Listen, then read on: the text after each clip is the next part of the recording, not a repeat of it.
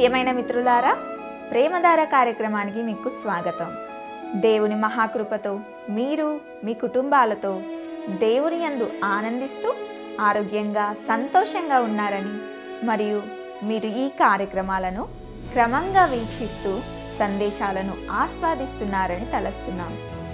Bible గ్రంథంలోని దేవుని వాక్యాన్ని నిరంతరం వివరణాత్మకంగా నేర్చుకోవడానికి దేవుడు మనకు ఒక అద్భుతమైన అవకాశాన్ని ఇస్తున్నాడు. ఇక ఈనాటి పాఠంలో పోతీఫరు గృహంలో యోసేపు గృహ నిర్వాహకునిగా ఉండడాన్ని గూర్చి, ఆపై పోతీఫరు భార్యచే శోధించబడి చెరసాలలో బంధించబడడాన్ని గూర్చి, యోసేపుకు యేసుక్రీస్తుకు మధ్య ఉన్న పోలికలను గూర్చి ఇందులో చర్చిస్తాం. ఇక సందేశాన్ని విందామా?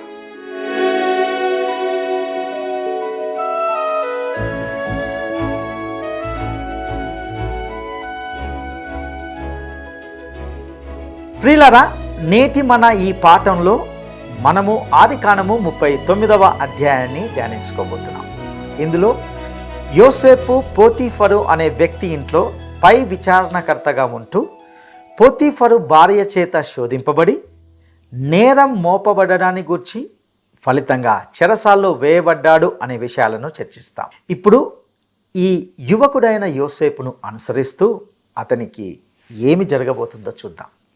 ఆదికాండము 39వ అధ్యాయము 1వ వచనాన్ని మనము గమనిద్దాం. యోసేపును ఐగుప్తునకు తీసుకుని వచ్చినప్పుడు ఫరో యొక్క ఉద్యోగస్తుడును రాజ సంరక్షక సేనాధిపతియునైన పోతీఫరను ఒక ఐగుప్తియుడు అక్కడికి అతన్ని తీసుకుని వచ్చిన ఇష్మాయేలీయుల యొద్ద అతన్ని కొనెను. ఈ అందమైన యువకుడు 17 సంవత్సరాల వయస్సు. మార్కెట్లో ఒక బానిస రూపంలో ఒక షోకేసు బహుమతిగా ఉంటున్నాడు. అతన్ని దేహ సంరక్షక దళపతి అయిన పోతీఫరు కొన్నాడు. పోతీఫరు సైన్యంలో ఉండేవాడు. అతనికి ఆ సైన్యపు ఆవరణంలో ఒక కార్యాలయము ఉండేది. మరియు అతడు ఉన్నత అధికారుల్లో భాగమైన ఒక ప్రముఖ అధికారిగా ఉంటున్నాడు. ఇక ఆదికాండము 39వ అధ్యాయము 2వ వచనాన్ని మనము గమనిద్దాం. యెహోవా యోసేపునకు తోడై ఉండెను గనుక అతడు వర్ధిల్లుచు తన యజమానుడగు ఆ ఐగుప్తుని ఇంట ఉండెను. అతడు ఫరో యొక్క అధికారి అయిన పోతీఫరు ఇంట్లోకి ప్రవేశించగానే యెహోవా యోసేపుతో ఉన్నాడని స్పష్టమవుతుంది. యోసేపు వచ్చినప్పుడు ఆ ఇంటికి ఆశీర్వాదం వచ్చింది. ఇక ఆదికాండము 39వ అధ్యాయము 3వ వచనాన్ని మనము గమనిద్దాం. యెహోవా అతనికి తోడై ఉండెననియు అతడు చేసినదంతయు అతని చేతిలో యెహోవా సఫలము చేసెననియు అతని యజమానుడు చూచినప్పుడు. ప్రియులరా, ఇంతవరకు జీవితము గొప్పగా ఉంది, వారందరూ తర్వాత సంతోషంగా జీవించారని బహుశా మీరు అనుకుంటారు. కానీ వారు అలా జీవించలేదు. ఇది ఒక కథ కాదు, ఇది ఒక వాస్తవ సంఘటన. దేవుని పిల్లలు ఈ లోకంలో శోధన, శ్రమ మరియు సమస్యలను ఎదుర్కోబోతున్నారు. యోసేపుకు కూడా జరగబోయేది ఇదే. ఆదికాండము 39వ అధ్యాయము 4వ వచనాన్ని మనము గమనిద్దాం. యోసేపు మీద అతనికి కటాక్షము కలిగెను గనుక అతని యొద్ద పరిచర్య చేయువాడాయను. మరియు అతడు తన ఇంటి మీద విచారణకర్తగా అతని నియమించి తనకు కలిగినదంతయు అతని చేతికి అప్పగించెను. దీనిని ఆలోచించండి. యోసేపు సేవ చేసిన విధానం వలన అతడు పోతీఫరు యొక్క సమస్త భౌతిక స్వాస్థ్యాన్ని అనగా చరాస్తులను మరియు బహుశా స్థిరాస్తిని కూడా నిర్వహించే స్థానానికి ఎదిగాడు. ఆ వ్యక్తి అతన్ని అన్నింటిలో నమ్మాడు. ఇక ఆదికాండము 39వ అధ్యాయము 5, 6 వచనాలను మనం గమనిద్దాం. అతడు తన ఇంటి మీదను తనకు కలిగినదంతటి మీదను అతని విచారణకర్తగా నియమించిన కాలము మొదలుకొని యెహోవా యోసేపు నిమిత్తము ఆ ఐగుప్తీని ఇంటిని ఆశీర్వదించెను. యెహోవా ఆశీర్వాదము ఇంటిలోనేమి పొలములోనేమి అతనికి కలిగిన సమస్తము మీదను ఉండెను. అతడు తనకు కలిగినదంతయు యోసేపు చేతికి అప్పగించి తాను ఆహారము తినుట తప్ప తనకేమి ఉన్నదో ఏమి లేదో విచారించిన వాడు కాడు. యోసేపు రూపవంతుడును సుందరుడునై ఉండెను. ప్రియులరా, పోతీఫరు యోసేపును ఎంతగా నమ్మాడంటే అతడు ఎప్పుడు అతన్ని లెక్క అడగలేదు. లెక్కలు పరిశీలించడానికి అతడు ఒక చార్టెడ్ అకౌంటెంట్ను నియమించుకోవాల్సిన అవసరం రాలేదు. ఈ యువకుని నిజాయితీపై అతనికి ఎంతో నమ్మకం ఉంది. ఫరో యొక్క అధికారిగా పోతీఫరుకు ఉన్న ఏకైక ఆలోచన ఏమిటంటే అతడు ఫరోను సంతోషపెట్టి అక్కడ మంచి పని చేయడం మాత్రమే. అతడు తన వ్యక్తిగత వ్యవహారాలన్నిటిని కూడా యోసేపుకు అప్పగించాడు. అతడు భోజనపు బల్ల వద్ద కూర్చున్నప్పుడు అతని ముందు ఆహారం ఉంచబడేది. ఈ యువకునిపై అతనికి నమ్మకం ఉన్నందున అతడు ఆలోచించింది అంతే. ఇప్పుడు ఏం జరుగుతుందో ఒకసారి గమనించండి. ఆదికాండము 39వ అధ్యాయము 7వ వచనాన్ని మనము గమనిద్దాం. అటు తర్వాత అతని యజమానుని భార్య యోసేపు మీద కన్నువేసి తనతో శయనించుమని చెప్పాను. పోతీఫరు యోసేపుకు తన ఇంటి నిర్వహణ అంతటిని ఇచ్చేశాడు. అతడు ప్రతిదానికి అధికారిగా ఉన్నాడు. యోసేపు తీరిక లేకుండా ఎంతో బిజీగా ఉండగా పోతీఫరు భార్య కూడా ఎంతో బిజీగా ఉంది. ఆమె కుట్రలు చేయడంలో బిజీగా ఉంది. యోసేపు ఒక అందమైన యువకుడు. బహుశా పోతీఫరు ఒక వృద్ధుడు కావచ్చు. ఎందుకంటే ఆ రోజుల్లో సాధారణంగా వృద్ధునికి వయసులో చిన్న వయసుదైన భార్య ఉండడం ఆచారం. ఆమె యోసేపును చూస్తుంది, అతన్ని ఆకర్షించడానికి ప్రయత్నిస్తుంది. ఇక ఆదికాండము 39వ అధ్యాయము 8-9 వచనాలను మనం గమనిద్దాం. అయితే అతడు ఒప్పక, నా యజమానుడు తనకు కలిగినదంతయు నా చేతికి అప్పగించను కదా, నా వశమున తన ఇంటిలో ఏమి ఉన్నదో అతడు ఎరగడు, ఈ ఇంటిలో నాకంటే పైవాడు ఎవడునూ లేడు, నీవు అతని భార్యవైనందున నిన్ను తప్ప మరి దేనిని నాకు అప్పగింపక ఉండలేదు, కాబట్టి నేనెట్లు ఇంత ఘోరమైన దుష్కార్యము చేసి దేవునికి విరోధంగా పాపము కట్టుకొందునని తన యజమానుని భార్యతో అనెను. ప్రియులరా, తన జీవితంలో ఇన్ని జరిగినా ఈ యువకుడు దేవుణ్ణి సేవిస్తున్నాడని మీరు గమనించారా? అతడు ఐగుప్తుకు వెళ్ళినప్పుడు ఒక్కప్పుడు బబులోను ఎంతగా విగ్రహారాధనతో నిండి ఉందో అంతే విగ్రహారాధనతో నిండిన దేశంగా ఇప్పుడు ఐగుప్తు ఉంది. ఆ విగ్రహారాధన దేశంలో యోసేపు సజీవుడైన మరియు సత్యదేవునికి సాక్షిగా ఉన్నత నైతిక ప్రమాణాన్ని కొనసాగించాడు. ఈ స్త్రీ అతన్ని ఆకర్షించడానికి ప్రయత్నించినప్పుడు అతడు ఇలా అన్నాడు, నీవు అతని భార్యవైనందున నిన్ను తప్ప మరి దేనిని నాకు అప్పగింపక ఉండలేదు, నీవు అతని భార్యవు. ప్రియులారా, వివాహం గురించి యోసేపుకు ఎంత ఉన్నతమైన దృక్కోణం ఉందో గమనించండి. మీరు చూసినట్లయితే దేవుడు వివాహాన్ని సమస్త మానవాళికి ఇచ్చాడు. నా ప్రియ స్నేహితులారా, ఒక వ్యక్తి వివాహ ప్రమాణాలను తృణీకరించడం ప్రారంభించినప్పుడు అతడు దేవుణ్ణి తృణీకరించడం ప్రారంభిస్తున్నాడు అని గ్రహించాలి. తన వివాహ ప్రమాణాలను ఉల్లంఘించే వ్యక్తి సాధారణంగా దేవునితో చేసుకున్న ఏ ప్రమాణాన్నైనా ఉల్లంఘిస్తాడు అనేది మనం గమనించవచ్చు. ఒక విడాకులు తీసుకున్న వ్యక్తి అంటే తన భాగస్వామితో నమ్మక ద్రోహం వలన విడాకులు తీసుకున్న వ్యక్తి సాధారణంగా ఆ వ్యక్తి ఎవరైనప్పటికీ అతడు వీలైనంత దూరంగా దేవుని నుండి వెళ్ళిపోతాడనేది నా అనుభవంలో గమనించడం నాకు ఆసక్తికరంగా ఉంటున్నది. అది మళ్ళీ మళ్ళీ జరగడము నేను ఎన్నోసార్లు గమనించాను. యోసేపు ఇక్కడ దేవునికి నమ్మకంగా ఉండడానికి ప్రయత్నిస్తున్నాడు. అతనికి ఎంత ఉన్నతమైన దృక్కోణం ఉంది. అయినప్పటికీ అతడు సజీవుడైన మరియు సత్యదేవుని సేవించడానికి ప్రయత్నించినందున ఏమి జరుగుతుందో చూడండి. ఆదికాండము 39వ అధ్యాయము 10వ వచనాన్ని మనం గమనిద్దాం. దినదినము ఆమె యోసేపుతో మాటలాడుచుండెను గాని అతడు ఆమెతో శయనించుటకైనను ఆమెతో నుండుటకైనను ఆమె మాట విన్నవాడు కాడు. ఈ మనిషి పోతీఫరు ఫరో యొక్క అధికారిగా ఇంటి నుండి చాలా దూరంగా ఉండేవాడు. బహుశా అతడు ఇంటి నుండి చాలా ఎక్కువ దూరంగా ఉండేవాడు. ఈ స్త్రీ యోసేపును ఒక్కసారి మాత్రమే కాకుండా మళ్ళీ మళ్ళీ శోధిస్తూనే ఉంది. అది అతనికి నిరంతర శోధనగా ఉంది.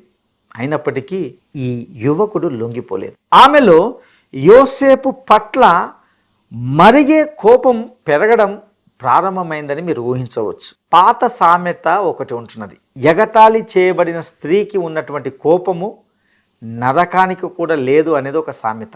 ప్రియులారా, ఆమె యోసేపుపై పగ తీర్చుకోబోతుంది. ఇక ఆదికాండము 39వ అధ్యాయము 11 నుండి 14 వచనాలను మనం గమనిద్దాం. అట్లుండగా ఒకనాడు అతడు తన పని మీద ఇంటి లోపలికి వెళ్ళినప్పుడు ఇంటి మనుషులలో ఎవరునూ అక్కడ లేరు. అప్పుడు ఆమె అతని వస్త్రము పట్టుకొని తనతో శయనింపుమని చెప్పగా అతడు తన వస్త్రమును ఆమె చేతిలో విడిచి పెట్టి తప్పించుకొని బయటికి పారిపోయెను. అతడు తన వస్త్రమును ఆమె చేతిలో విడిచి తప్పించుకొని పోవుట ఆమె చూచినప్పుడు తన ఇంటి మనుషులను పిలిచి, చూడుడి, అతడు మనలను ఎగతాళి చేయుటకు ఒక హెబ్రీయుని మన యొద్దకు తెచ్చియున్నాడు. నాతో శయనింపవలెనని వీడు నా యొద్దకు రాగా నేను పెద్ద కేక వేసి తిని. ప్రియులారా, పోతీఫరు మరియు అతని భార్య మధ్య సంబంధం అంత బాగా లేదు. ఆమె అతని గురించి ఎంత నీచంగా అవమానకరంగా మాట్లాడుతుందో గమనించండి.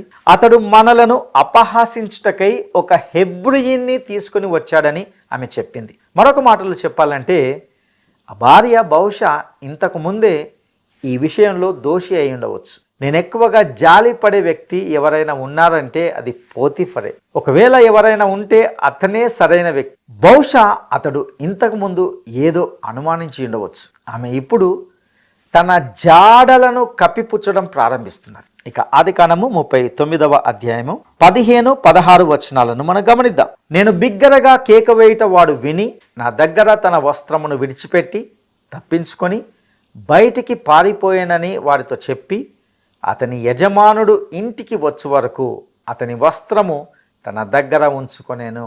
ప్రియులారా, టీనేజ్లో అనగా యుక్త వయసులో ఉన్న యోసేపు ఇక్కడ ఐగుప్తులో ఒంటరిగా ఉంటున్నాడు మరియు అతడు చాలా నీచమైన రీతిలో నేరం మోపబడుతున్నాడు. అక్కడ పోతీఫరు భార్య ఇతర మనుషుల ఎదుట యోసేపుపై ఈ ఆరోపణ చేస్తుంది. ఆమె భర్త ఇంటికి దూరంగా ఉన్నాడు కాబట్టి అతడు వచ్చినప్పుడు అతనికి చెప్పడానికి ఆమె ఈ కథ మొత్తాన్ని సిద్ధం చేసి ఉంచింది. ఇక ఆదికాండము 39వ అధ్యాయము 17 నుండి 19 వచనాలను మనం గమనిద్దాం. అప్పుడు ఆమె తన భర్తతో ఈ మాటల చొప్పున చెప్పెను, నీవు మన యొద్దకు తెచ్చిన ఆ హెబ్రీ దాసుడు నన్ను ఎగతాళి చేయుటకు నా యొద్దకు వచ్చాను. నేను బిగ్గరగా కేక వేసినప్పుడు వాడు తన వస్త్రము నా దగ్గర విడిచిపెట్టి తప్పించుకొని బయటికి పారిపోయానెను. కాబట్టి అతని యజమానుడు ఇట్లు నీ దాసుడు నన్ను చేసెనని తన భార్య తనతో చెప్పిన మాటలు విన్నప్పుడు కోపముతో మండిపడి, పోతీఫరు ఆమె కథను మొదట నమ్మినట్లుగా ఉంది. కనీసం అది అతనికి ఆ క్షణంలో కోపం తెప్పించింది. అతడు ఫరో సైన్యంలో ఒక అధికారి మరియు ఉన్నతాధికారుల్లో ఉండడానికి చాలా తెలివైన వ్యక్తిగా ఉండాలి. కానీ అతడు ఖచ్చితంగా ఒక మూర్ఖుడైన భర్త అని నేను చెప్పగలను. తనకు ఎలాంటి భార్య ఉందో అతడు గుర్తించాడని మరియు యోసేపును జైల్లో వేసి ఆ విషయం అంతా మరిచిపోవడమే మంచిదని అతడు భావించాడని నా వ్యక్తిగత భావన. ఇటువంటి స్త్రీని పెళ్లి చేసుకున్నందుకు నేను అతని విషయంలో జాలి పడుతున్నాను. ఆమె ఇంతకుముందు చాలాసార్లు ఇలాంటి నమ్మక ద్రోహం చేసిందని మరియు ఆమె విజయ పరంపరలో యోసేపు మరొకరు మాత్రమే అని నేను అభిప్రాయపడుతున్నాను. కానీ అది యోసేపు విషయంలో అది సఫలం కాలేదు. కాబట్టి ఆమె అతన్ని ఈ విధంగా ఇరికించింది. ఇక ఆదికాండము 39వ అధ్యాయము 20వ వచనాన్ని మనం గమనిద్దాం. అతనిని పట్టుకొని రాజు ఖైదీలు బంధింపబడు చెరసాలలో వేయించెను. అతడక్కడ చెరసాలలో ఉండెను. ప్రియులారా, ఈ యవనస్తుడు ఖచ్చితంగా దురదృష్టాన్ని ఎదుర్కొంటున్నాడు కాదంటారా? అక్కడ ఇంట్లో అతడు తన తండ్రికి ఇష్టమైన వాడుగా ఉండినాడు. రంగురంగుల నిలువు టంగి ధరించి ఉండేవాడు. తర్వాతి క్షణంలో అతని సహోదరులు ఆ చొక్కా తీసివేసి అతన్ని ఒక గుంటలో పడేశారు. కొంతమంది వర్తకులతో వారు బేరమాడుతున్నారని అతడు విన్నాడు. ఆపై అతడు ఐగుప్తుకు అమ్మివేయబడ్డాడు. అతనికి 17 ఏళ్ళు మాత్రమే ఆ సమయంలో. నా అభిప్రాయం ప్రకారము దారిలో మరియు అక్కడికి చేరుకున్న తర్వాత కూడా అతడు చాలా రాత్రులు పడుకునే దిండును తన కన్నీళ్లతో తడిపి ఉంటాడు. అతడు ఖచ్చితంగా తన ఇంటిని గూర్చిన బెంగతో ఎంతో బాధపడి ఉన్నాడు. అయినప్పటికీ అతడు ఈ క్రొత్త స్థానంలో బాగానే ఉన్నాడు. ఇప్పుడే అతడు ఉన్నత స్థానానికి ఎదుగుతున్నట్లుగా ఉంది. ఎందుకంటే అతడు సమర్థుడు మరియు అందమైన యువకుడు తరువాత పోతీఫరు భార్య పాపం చేయడానికి అతన్ని ఆకర్షించడానికి ప్రయత్నించింది. అతని ఉన్నత నైతిక ప్రమాణము అతన్ని లొంగిపోకుండా నిరోధిస్తూ వచ్చింది.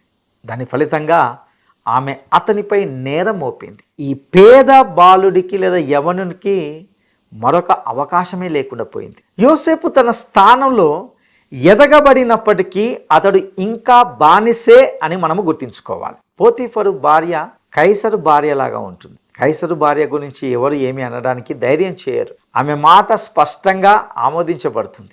దీనమైన యోసేపు అతడు నోరు తెరవాల్సిన అవసరం కూడా లేకుండా పోయింది. అతడు ఏ విధమైన వాదన చేసుకునే లోపే అతడు దోషిగా ప్రకటించబడ్డాడు. అతడు వెంటనే చెరసాలలో అనగా ఫరో ఖైదీలు ఉంచబడే చెరసాలలో వేయబడ్డాడు. ఇక ఆదికాండము 39వ అధ్యాయము 21వ వచనం నుండి 23వ వచనాన్ని మనము గమనిద్దాం. అయితే యెహోవా యోసేపునకు తోడయుండి అతని యందు కనికరపడి అతని మీద ఆ చెరసాల యొక్క అధిపతికి కటాక్షము కలుగునట్లు చేసెను. చెరసాల అధిపతి ఆ చెరసాలలో నున్న ఖైదీలనందరినీ యోసేపు చేతికి అప్పగించెను. వారక్కడ ఏమి చేసిరో అదంతయు అతడే చేయించువాడు. యెహోవా అతనికి తోడయుండెను గనుక ఆ చెరసాల అధిపతి అతని చేతికి అప్పగింపబడిన దేని గూర్చియు విచారణ చేయకయుండెను. అతడు చేయునది యావత్తు యెహోవా సఫలమగునట్లు చేసెను. ఈ యువకుని జీవితంలో దేవుని యొక్క హస్తము స్పష్టంగా ఉంది. కానీ దానికి వ్యతిరేకంగా అతని పట్ల జరిగిన భయంకరమైన సంఘటనలు ఎన్నో ఉన్నాయి. ఇప్పుడు అతడు చెరసాల్లో వేయబడ్డాడు. సగటు వ్యక్తికి అది ఎంతో నిరుత్సాహపరిచేదిగా ఉంటుంది. కానీ ఆసక్తికరమైన విషయం ఏమిటంటే యెహోవా యోసేపుతో ఉన్నాడు. ఆయన ఇతర పితరులకు నేరుగా ప్రత్యక్షమైనట్లు అతనికి ప్రత్యక్షం కాకపోయినప్పటికీ ఆయన అతనికి కనికరాన్ని చూపిస్తుంటున్నాడు. మొదట ఆయన చెరసాల అధికారికి అతన్ని ఇష్టపడేలా మరియు అతన్ని నమ్మేలా చేశాడు. యోసేపు సహజంగా చాలా ఆకర్షణీయమైన యువకుడు మరియు అద్భుతమైన సామర్థ్యము కలిగి ఉన్నప్పటికీ గమనించవలసిన ముఖ్యమైన విషయం ఏమిటంటే దేవుడు అతనితో లేకపోతే గనుక ఇవన్నీ కూడా వ్యర్థమైపోయేవి. దేవుడు అతనితో ఉన్నాడు మరియు అతన్ని నడిపిస్తున్నాడు. ప్రియులారా, ఈ అనుభవాలన్నీ ఈ యువకుని జీవితంలో ఒక ఉద్దేశం నెరవేరడానికి దారితీస్తున్నాయి. యోసేపు దీన్ని స్పష్టంగా గుర్తించాడు మరియు అది అతనికి ఒక ఉల్లాసాన్ని, ఆశావహ దృక్పథాన్ని ఇచ్చి ఉంటున్నది. పరిస్థితులు అతన్ని క్రిందికి లాగలేదు. అతడు తన పరిస్థితులకు పైగా జీవించాడు. ఒకసారి ఒక బోధకుడు ఏమన్నాడంటే, నా సమస్య ఏమిటంటే పరిస్థితులన్నీ నా పైనే ఉన్నాయి అని చెప్పాడు. మనలో చాలామంది ఆ విధంగానే జీవిస్తారని నేను భావిస్తున్నాను. కానీ యోసేపు తన పరిస్థితులకు పైగా జీవించిన వ్యక్తి. ప్రభువు అతనితో ఉన్నాడు. అతడు తన జీవితంలో దేవుని యొక్క హస్తాన్ని స్పష్టంగా గుర్తించాడు. కాబట్టి అతడు నిరుత్సాహపడలేదు. సాతానుకు ఉన్న అత్యుత్తమ ఆయుధాల్లో నిరుత్సాహము ఒకటి, మరొకటి నిరాశ. ఈ యువకుడు తన పరిస్థితులన్నిటినీ అధిగమించినట్లుగా మనకు కనిపిస్తాడు. అతడు హెబ్రీ పత్రిక 12వ అధ్యాయము 11వ వచనాన్ని మనకు గుర్తు చేస్తాడు. మరియు ప్రస్తుతమందు సమస్త శిక్షయు దుఃఖకరముగా కనబడునే గాని సంతోషకరముగా కనబడదు. అయినను దానియందు అభ్యాసము కలిగిన వారికి అది నీతి అను సమాధానకరమైన ఫలమిచ్చును. ఖచ్చితంగా ప్రభు యొక్క శిక్ష ఈ యువకుని జీవితంలో నీతి అను సమాధాన ఫలమును కలగజేయబోతుంది. ప్రియులారా, యోసేపు కథ ప్రతి మనిషికి ఒక వెల ఉండదని వెల్లడిస్తుంది. అయితే సాతాను వెల ఉందని చెప్తాడు. సాతాను కొనలేని చాలామంది వ్యక్తులు ఉన్నారు. యోసేపు వీరిలో ఒకడు, యోబు మరొకడు, మరియు అపోస్తులుడైన పౌలు ఇంకొకడు. సాతాను మానవ జాతిని తృణీకరిస్తాడు. కానీ వీరు మరియు ఇంకా చాలామంది దైవ సేవకులు సాతాను తాను కొనలేని వ్యక్తులని కనుగొన్నాడు. ప్రియులారా, యోసేపు చెరసాల్లో ఉండడం దేవుని చిత్తమా? సరే నా ప్రియ స్నేహితుడా, అతడు అక్కడ ఉండడం దాదాపు అత్యవసరం. మనము దానిని తదుపరి అధ్యాయంలో చూస్తాం. ప్రియులారా, 37వ అధ్యాయంలో మనము యోసేపు మరియు ప్రభు అయిన యేసు మధ్య పోలికను ప్రారంభించాం. ఇప్పుడు మనము కథలో మరింత ముందుకు వచ్చాం. ఇక్కడ మరికొన్ని పోలికలను గమనిద్దాం. మొదటిది, యోసేపు తన సహోదరుల వద్దకు పంపబడ్డాడు. ప్రభు అయిన యేసుక్రీస్తు కూడా తన సహోదరులైన ఇశ్రాయేలు ఇంటివారైన తప్పిపోయిన గొర్రెల వద్దకు పంపబడ్డాడు. 2, యోసేపు తన సహోదరులచే కారణం లేకుండా ద్వేషించబడ్డాడు. మరియు ప్రభు అయిన యేసు కూడా తన గురించి ఇలా చెప్పుకున్నాడు, వారు నన్ను నిర్హేతకముగా ద్వేషించిరి. ఇక 3వదిగా, యోసేపు తన స్వంత సహోదరులచే అమ్మివేయబడ్డాడు. మరియు ప్రభు అయిన యేసు కూడా తన స్వంత సహోదరులలో ఒకని చేత అమ్మివేయబడ్డాడు. 4, యోసేపు 20 వెండి నాణేలకు అమ్మివేయబడ్డాడు. ప్రభు అయిన యేసు 30 వెండి నాణేలకు అమ్మివేయబడ్డాడు. 5వదిగా, సహోదరులు యోసేపును చంపడానికి కుట్ర పన్నారు. అదేవిధంగా ప్రభు అయిన యేసు యొక్క సహోదరులు కూడా తనను చంపడానికి కుట్ర పన్నారు. ఆయన తన స్వకీయుల యొద్దకు వచ్చెను, కానీ వారు ఆయనను అంగీకరింపలేదు. ఇక 6వదిగా, యోసేపు అతనికి మరణ స్థలంగా ఉద్దేశించబడిన గుంటలో వేయబడ్డాడు. ప్రభు అయిన యేసు కూడా సిలువ వేయబడ్డాడు. 7, యోసేపు ఆ గుంట నుండి లేపబడ్డాడు. ప్రభు అయిన యేసు 3వ దినమున మృతులలో నుండి లేపబడ్డాడు. 8, యోసేపు తన తండ్రికి విధేయుడుగా ఉన్నాడు. అదేవిధంగా ప్రభు అయిన యేసు తన తండ్రికి విధేయుడుగా ఉంటున్నాడు. తను ఎల్లప్పుడూ తన తండ్రిని సంతోషింపచేయగలిగేవే చేస్తానని చెప్పగలిగాడు. 9, యోసేపు తన సహోదరులను వెతకడానికి అతని తండ్రి అతన్ని పంపాడు. అదేవిధంగా ప్రభు అయిన యేసుక్రీస్తు తన సహోదరులను వెతకడానికి ఇక్కడికి వచ్చినప్పుడు తన తండ్రి చిత్తాన్ని నెరవేర్చడానికి వచ్చాడని మనకు చెప్పబడింది. ఇక 10వదిగా, యోసేపు తన సహోదరులచే అపహాస్యం చేయబడ్డాడు. అతడు వస్తుండగా చూసి వారు, ఈ కలలు కనేవాడు వస్తున్నాడు అని అన్నారు. ప్రభు అయిన యేసు తన సహోదరులచే అపహాస్యం చేయబడ్డాడు. ఆయన సిలువ మీద ఉన్నప్పుడు వారు, నీవు క్రీస్తు అయితే ఇప్పుడే సిలువ మీద నుండి దిగుము అని అన్నారు. 11, సహోదరులు యోసేపును అంగీకరించడానికి నిరాకరించారు. అదేవిధంగా ప్రభు అయిన యేసు సహోదరులైన యూదులు ఆయనను అంగీకరించడానికి నిరాకరించారు. 12వదిగా, వారు యోసేపును చంపడానికి ఆలోచన చేశారు. అదేవిధంగా సహోదరులు ప్రభు అయిన యేసు మరణానికి కుట్ర పన్నారని, కలిసి సమాలోచన చేశారని మనకు చెప్పబడింది. ఇక 13, యోసేపు నిలువుటంగి రక్తముతో తడిసి అతని తండ్రికి తిరిగి ఇవ్వబడింది. వారు ప్రభు అయిన యేసు నిలువుటంగి తీసుకొని దానికోసం జూదమాడారు. 14, యోసేపు ఐగుప్తుకు అమ్మివేయబడిన తర్వాత అతడు అనేక సంవత్సరాలు మరుగైపోయాడు.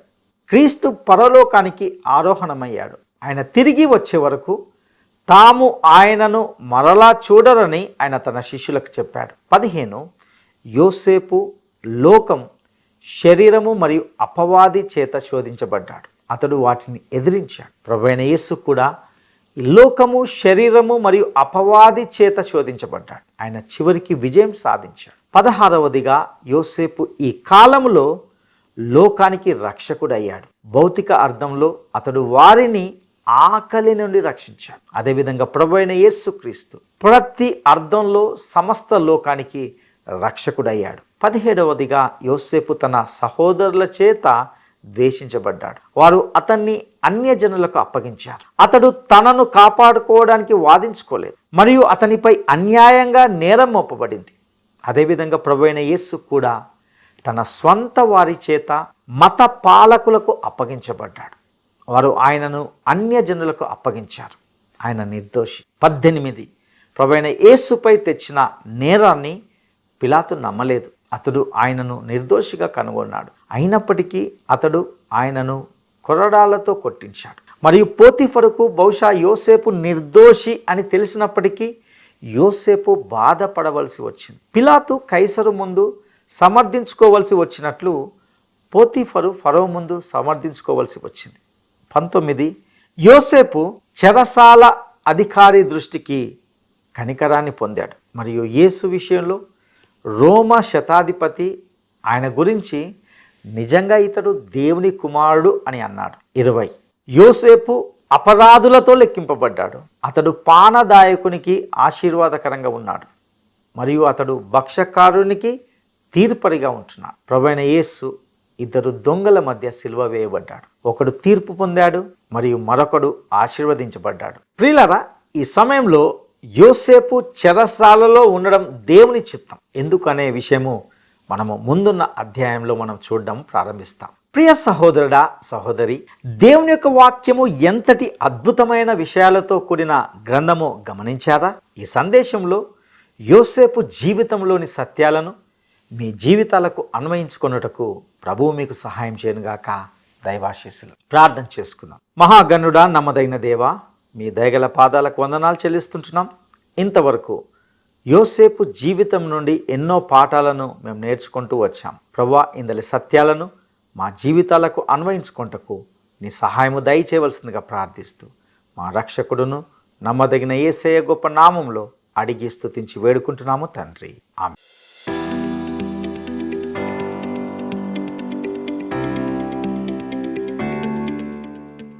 పోతీఫర్ యోసేపును ఏ స్థానంలో పెట్టాడు? పోతీఫర్ యోసేపును ఏ స్థానంలో పెట్టాడు? 1. భక్ష్యకారునిగా, 2. ఇంటి విచారణకర్తగా, 3. పానదాయకునిగా. ఈ ప్రశ్నకు సరైన జవాబును ఈ వాట్సాప్ నంబర్కు పంపండి. మా వాట్సాప్ నంబర్ 9339952570. ఈరోజు సందేశం ద్వారా అనేక లోతైన సత్యాలను తెలుసుకొని అందలి విషయాలను మీరు ఖచ్చితంగా ఆస్వాదించారని మేము నమ్ముతున్నాము. మీకేమైనా ప్రశ్నలు లేదా ప్రార్థన మనవులు ఉంటే, మీకు అర్థం కాని విషయం ఏదైనా ఉంటే, మీరు పొందిన మేలులను మాతో పంచుకోవాలనుకుంటే దయచేసి టీవీ స్క్రీన్పై ప్రదర్శించబడిన నెంబర్తో మమ్మల్ని సంప్రదించండి. మీ ప్రతి ఫోన్ కాల్ మాకు చాలా విలువైనదిగా భావిస్తున్నాం. మీ స్పందన కోసం వేచి ఉంటాము. ఈ కార్యక్రమాన్ని ఇతరులకు కూడా పరిచయం చేయండి. ప్రభు మీకు తోడై ఉండునుగాక. బ్రతుకెల్లా నీ ధ్యాసను కలిగే పతనమనే శత్రువునోడించి, బ్రతుకెల్లా నీ ధ్యాసను కలిగే పతనమనే శత్రువునోడించి, లతను బోలి నీవాధారముగన్, లతను బోలి నీవాధారముగన్, ఋతువులెల్ల ఫలించెదా నే, ఋతువులెల్ల ఫలించెదా. జీవిత నావా నడుపుము దేవా, నావయధికారివి కావా, నావయధికారివి కావా.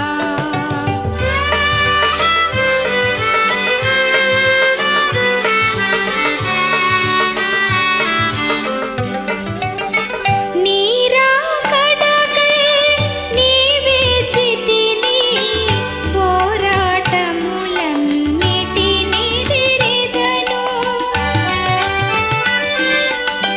నీరాకడకై నీవే చితిని. ఈ కార్యక్రమం మీకు నచ్చిందా? అయితే వెంటనే మిస్డ్ కాల్ ఇవ్వండి. బహుమతి పొందే విజేత మీరే కావచ్చు.